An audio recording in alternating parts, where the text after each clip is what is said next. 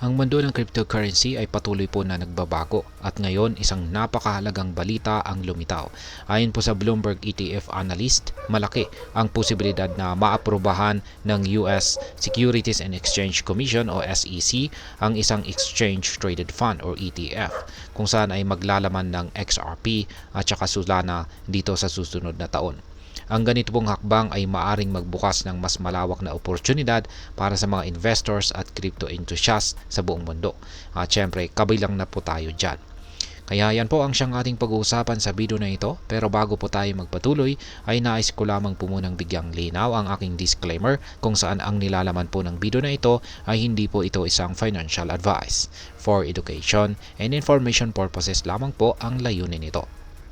Ayan, umpisaan po natin sa katanungan kung ano po ang Exchange Traded Fund or ETF. Ang ETF ay isa po itong financial product na nagbibigay daan sa mga investors na mag-invest sa isang basket ng assets tulad po ng stocks, commodities o cryptocurrencies nang hindi po kinakailangang bilhin ang bawat isa sa mga ito ng direkta.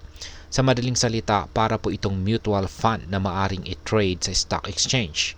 Ang isang ETF na naglalaman po ng XRP at saka Solana ay magbibigay daan po ito sa mga investors na magkaroon ng exposure sa dalawang malalaking cryptocurrencies gamit ang iisang produkto.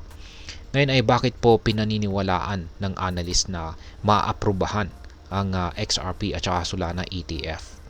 Kaya ayon po sa Bloomberg analyst na sina Ginoong Eric Balchunas at saka James Seyffart, ang approval po ng XRP at saka Solana ETF ay posibleng mangyari dahil sa tatlong mga dahilan.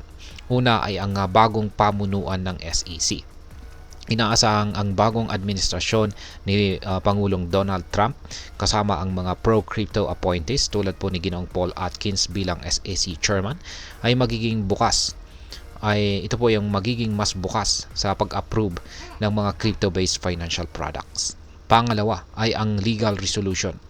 Bagamat kinikilala po ng SEC bilang securities si XRP at saka Solana, maaaring bumuti ang kanilang sitwasyon sa ilalim po ng bagong pamahalaan. At pangatlo ay ang pagtaas po ng crypto adoption.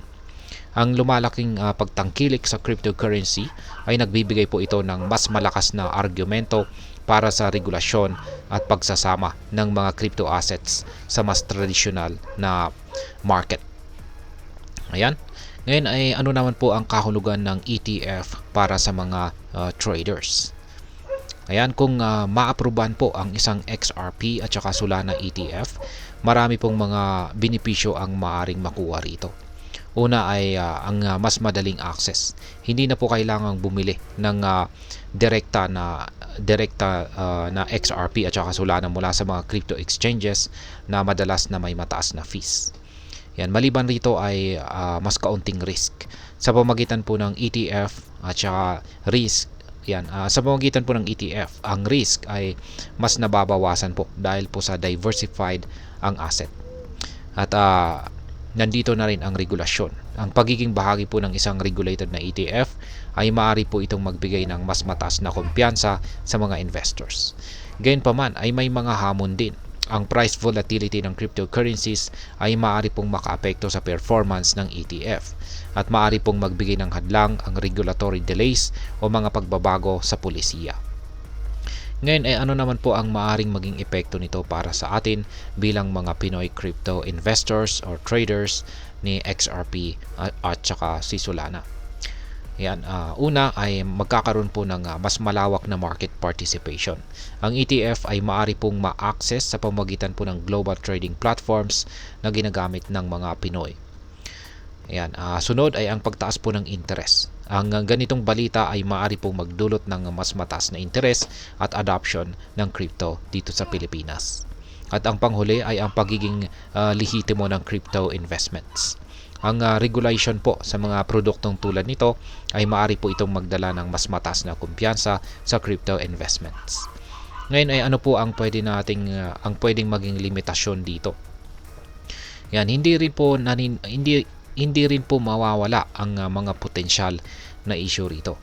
maaari pong maging mahal ang fees sa pagbili ng ETF products, at ang kawalan po ng sapat na kaalaman sa technical na aspeto ay maaari pong ito yung maging balakid para sa mga maraming retail investors.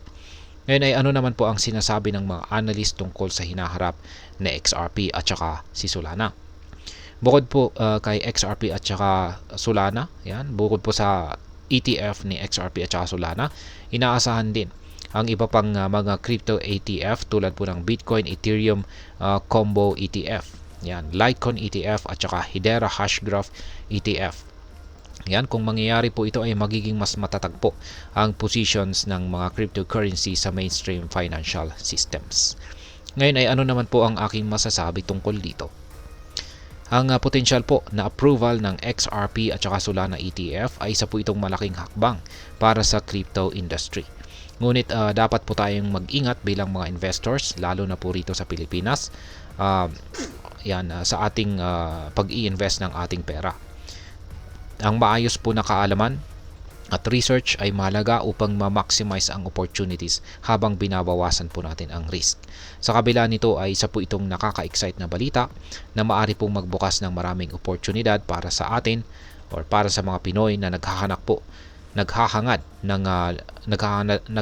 po na lumahok or maki-join sa global crypto market.